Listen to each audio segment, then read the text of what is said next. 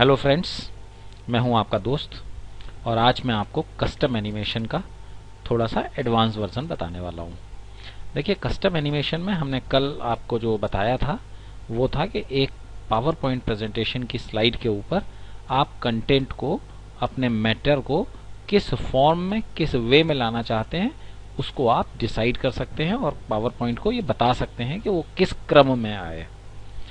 इसमें आपका टेक्स्ट और पिक्चर्स दोनों चीजों को आप ये उनके डिस्प्ले होने का क्रम बता सकते हैं। आज जो मैं आपको बताने वाला हूं वो ये कि इस प्रेजेंटेशन के अंदर कुल मिला के 6 स्लाइड्स हैं। 1, 2, 3, 4, 5 और 6।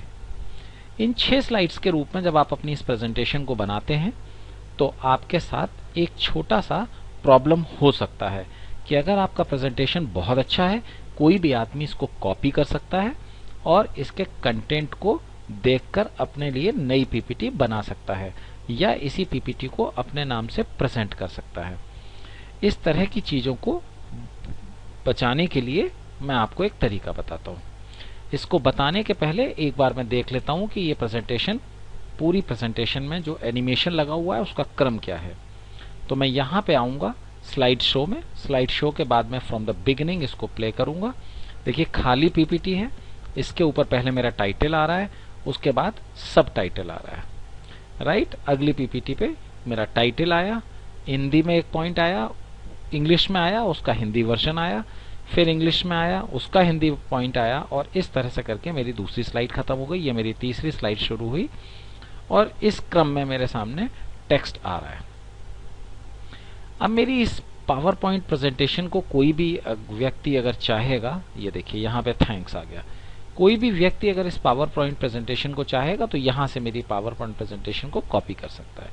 उसके लिए कंटेंट को देखना, समझना बहुत आसान होता है। तो इस चीज को बचाने के लिए मैं, देखिए, आपको ये बताना चाहता हूँ कि कैसे इसको करेंगे। हम एनिमेशन में जाएंगे, कस्टम एनिमेशन में जाएंगे और यहाँ पर जब मैं देखता हूँ ना कि मेरे इसमें क्या एनिमेशन लगा हुआ है, इसके बाद मुझे केवल एक चीज करनी है कि जैसे ये एनिमेशन यहाँ पीपीटी के ऊपर डिस्प्ले होगा वैसे ही मैं इसे ये भी बता सकता हूं कि आप यहां से गायब हो जाइए या चले जाइए। इसको करने के लिए मुझे सारा का सारा कंटेंट जितना भी है उसे शिफ्ट बटन के साथ सेलेक्ट करना होगा और यहाँ ऐड इफेक्ट में आने के बाद इसको एग्जिट में भी फ्लाई आउट या डिसअपियर का तरीका भी मैं अपना सकता हूँ। इसको एक बार मैं प्ले करके देखता हूँ कि डिसअपियर कराने पे ये कैसा दिखता है। देखिए, ये पूरा कंटेंट पहले मेरा आ रहा है और उसके बाद ये डिसअपियर हो गया। मैं डिसअपियर पसंद करूंगा।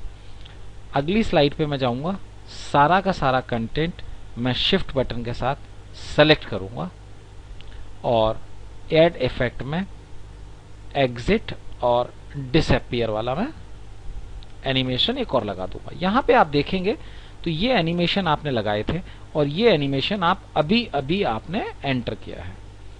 अब मैं तीसरी स्लाइड पे जाके सारा का सारा कंटेंट शिफ्ट बटन के साथ मैं सेलेक्ट कर लूंगा और इसमें एग्जिट डिसअपियर का एनिमेशन लगा दूंगा। ये मैं सेम काम मैं कर रहा हूं अगली वाली स्लाइड के अंदर। ऐड इफेक्ट और एग्जिट डिसअपियर, यही एक इस स्लाइड में और मैं करता हूं। ऐड इफेक्ट, एग्जिट, डिसअपियर और फाइनली इस स्लाइड के अंदर ऐड इफेक्ट, एंट्रेंस और डिसअपियर। अब देखिए, मेरे पास 6 स्लाइड है जिसमें एनिमेशन लगा हुआ है। अब मेरे को एक ही स्लाइड में ये सारा का सारा प्रेजेंटेशन करना है।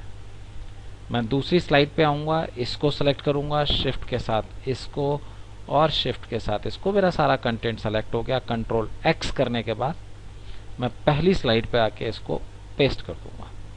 यानी जो पहला वाला कंटेंट था उसी के ऊपर मेरा दूसरा वाला कंटेंट भी आ गया।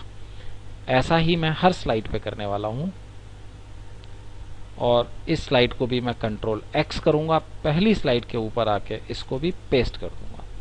अब आप देखेंगे एक स्लाइड है, उसके ऊपर पहली स्लाइड का कंटेंट था, उसी के ऊपर दूसरी का आ गया और उसी के ऊपर तीसरी का आ गया। चौथी स्लाइड पे जाके मैं यही कार्यक्रम करने वाला हूं। शिफ्ट बटन दबाना भूल गया, इसलिए ये गड़बड़ हो गई। ये सेलेक्ट किया और ये सेलेक्ट किया, कंट्रोल एक्स किया, पहली स्लाइड पे आया, कंट्रोल पेस्ट। यहां पे आके भी शिफ्ट बटन ध्यान से दबा लूं और तीनों कंटेंट को सेलेक्ट किया, कंट्रोल एक्स, और यहां पे पहली स्लाइड सेलेक्ट की और कंट्रोल वी। अब आखिरी स्लाइड का एक ही कंटेंट है, इसको मैं यहां से कंट्रोल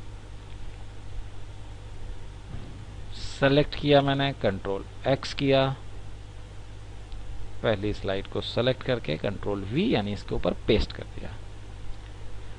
अब मेरे पास जो बाकी स्लाइड्स हैं वो खाली हो गई हैं, इनको मैं चाहूं तो डिलीट भी कर सकता हूं। सारों को सेलेक्ट किया शिफ्ट बटन के साथ डाउन एरो की से और डिलीट वाला। अब इस स्लाइड को मैं एनिमेशन के बाद में स्लाइड शो करने वाला हूं फ्रॉम द बिगिनिंग। अब देखें, पहली स्लाइड का टाइटल, सब टाइटल, दूसरी स्लाइड का पहला part Hindi English, Hindi English, Hindi English, Hindi, और इसके बाद ये देखिए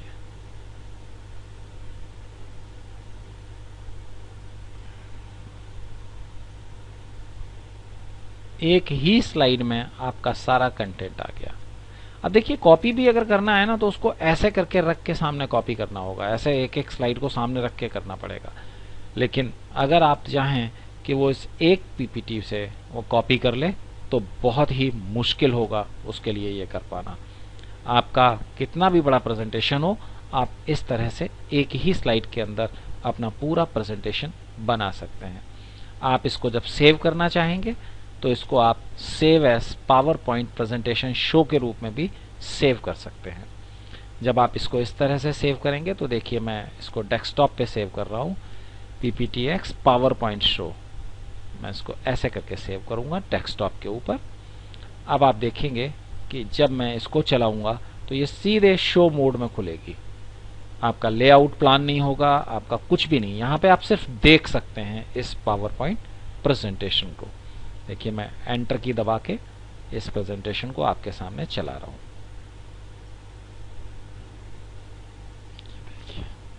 एक ही सीडी, एक ही स्लाइड है, उसी पर यह सारा का सारा काम आपको दिखाई पड़ रहा है। तो आशा करता हूं कि ये पावर पॉइंट प्रेजेंटेशन आपको अच्छी लगी होगी कि किस प्रकार से आप एक ही स्लाइड के ऊपर अपना कितना भी बड़ा प्रेजेंटेशन हो आप उसे इस प्रकार से दिखा सकते हैं।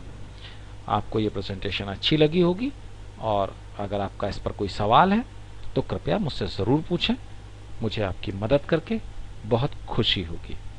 तब तक अगली प्रेजेंटेशन आने तक के लिए धन्यवाद।